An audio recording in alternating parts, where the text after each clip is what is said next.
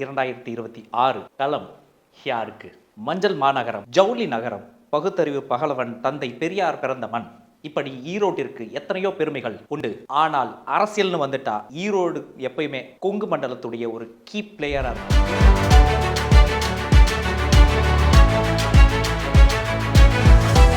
2026 சட்டமன்ற தேர்தல் நெருங்கிடுச்சு. களம் சும்மா தீப்பிடிச்சு எரியுது. ஒரு பக்கம் கொங்கு மண்டலம் எப்போதுமே எங்களுடைய இரும்பு கோட்டை அப்படின்னு மார்த்தட்டும் அதிமுக. இன்னொரு பக்கம் அமைச்சர் சு முத்துசாமியின் வியூகத்தோடு ஈரோட்டை முழுமையாக தன் வசப்படுத்த துடிக்கும் ஆளுங்கட்சியான திமுக.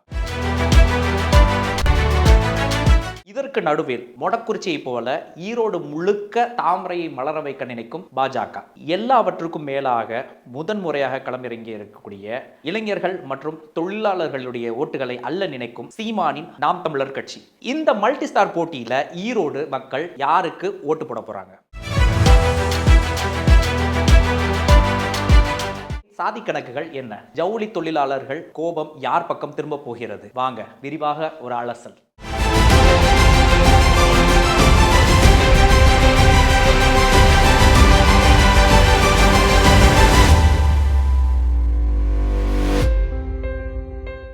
ஈரோட்டின் அரசியல் முக்கியத்துவம், சமூக கணக்குகள். ஈரோடு மாவட்டத்தில் மொத்தம் 8 சட்டமன்ற தொகுதிகள் இருக்கு.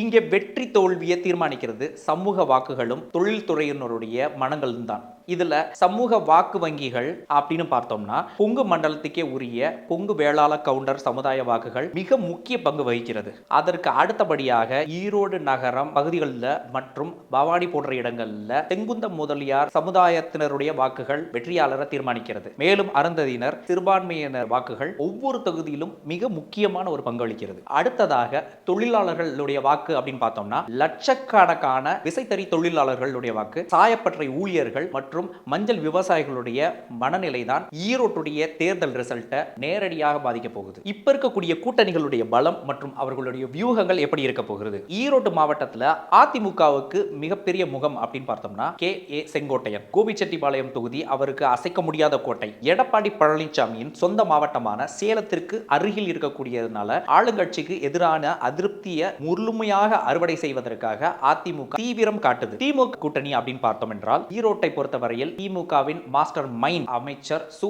முத்துசாமி தான். ஈரோடு கிழக்கு இடைத்தேர்தலில் EVKS இளங்கோவன் பெற்ற பிரம்மாண்டமான வெற்றி அவர்களுக்கு மிகப்பெரிய ஒரு நம்பிக்கையை கொடுத்திருக்குது. மகளிர் உரிமை தொகை போன்ற நலத்திட்டங்களை முன்வைத்து கொங்கு கோட்டையை முழுமையாக கைப்பற்ற திமுக கடுமையாக உழைக்கும். ஈரோடு மாவட்டத்தின் மொடக்குறிச்சி தொகுதியில் 2021 வென்று காட்டியது பாஜக. நகர்ப்புற இந்துத்துவ வாக்குகள் மற்றும் மோடியின் செல்வாக்கை நம்பி ஈரோட்டில் தங்களுடைய வாக்கு வங்கியை பல மடங்கு உயர்த்த பாஜக தனி ஆர்வத்தை காட்டிட்டு இருக்கு. தாவேகா மற்றும் நாம் தமிழர் கட்சி ஈரோட்டில் உள்ள லட்சக்கணக்கான முதல் முறை வாக்காளர்கள் மற்றும் நடுத்தர வர்க்கத்தினருடைய கவனத்தை ஈர்த்துள்ளது. எந்த அரசியல் சார்பும் இல்லாத நியூட்ரல் ஓட்டுகள் மற்றும் ஜவுளி தொழிலாளர்களுடைய அதிருப்தி வாக்குகளை விஜய் கவர்வாரா அப்படின்னு பயங்கரமான ஒரு எதிர்பார்ப்பு உருவாகி இருக்குது. அதே போல சீமானுடைய நாம் தமிழர் கட்சி சுற்றுச்சூழலை போராட காத்துட்டு இருக்க அந்த விவசாயிகளுடைய ஓட்டுகளை தன் பக்கமா இழுத்துட்டு இருக்குன்னே சொல்லலாம். ஈரோடு மக்களுடைய பிரதானமான பிரச்சனைகள் அப்படின்னு பார்த்தோம் என்றால் அரசியல் கணக்குகள் ஒரு பக்கம் இருக்கட்டும், ஈரோடு மக்களுடைய நிஜமான பிரச்சனை என்ன? ஜவுளி மற்றும் விசைத்தறி தொழிலாளர்கள் இருக்காங்க இல்லையா, இவர்களுக்கு வரக்கூடிய அந்த நூல் விலை உயர்றது, மின் கட்டண பிரச்சனைகள், GST குழப்பங்களால பல விசைத்தறி மற்றும் குறு சிறு ஜவுளி நிறுவனங்கள் கடுமையான பாதிக்கப்பட்டிருக்கு. நெசவாளர்களின் கோபம் இந்த தேர்தலில் மிகப்பெரிய ஒரு தாக்கத்தை ஏற்படுத்தும். சாயப்பட்டறை கழிவுகள் மற்றும் சுற்றுச்சூழல் அப்படின்னு பார்க்கும் பொழுது காவிரி ஆறு, பவானி ஆறு மற்றும் காளிங்கராயன் வாய்க்கால் என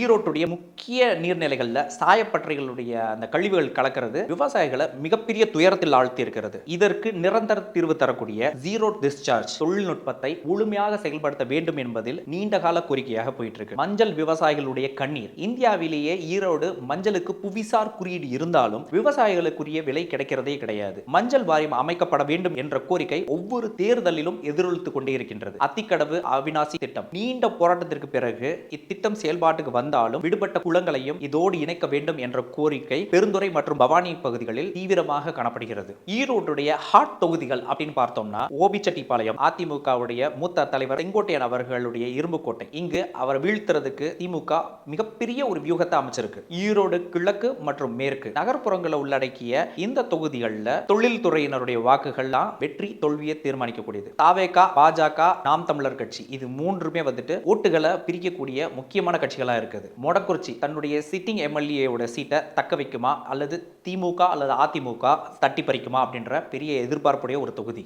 மொத்தத்தில் 2026 ஈரோடு தேர்தல் களம் ஒரு நெசவுத்தறியை போல மிகச் சிக்கலான ஒரு அரசியல் கணக்குகளை கொண்டது. கொங்கு மண்ணில் அதிமுக தன்னுடைய கோட்டையை தக்க வைக்குமா? அதிகார பலத்துடன் திமுக சாதிக்குமா? இல்லை விஜய், சீமான், பாஜக என புதிய அரசியல் சக்திகள் திராவிட கட்சிகளின் கணக்குகளை தவிடுபொடியாக்குவார்களா? உழைக்கும் மக்களின் நகரமான ஈரோடு மக்கள் எப்பொழுதுமே தங்களுடைய வாழ்வாதாரத்தை மையமாக வைத்தே வாக்களிப்பார்கள். இந்த முறை தேர்தல் ரிசல்ட் யாருக்கு சாதகமாக வரப்போகிறது என்பதை மே மாதம் வாக்கு எண்ணிக்கையில் தெரிந்து கொள்வோம். மீண்டும் அடுத்த ஒரு மாவட்டத்தில் உங்களை சந்திக்கும் வரையில் உங்களிடமிருந்து விடைபெறும் நான் உங்கள் வசீகரன். நன்றி.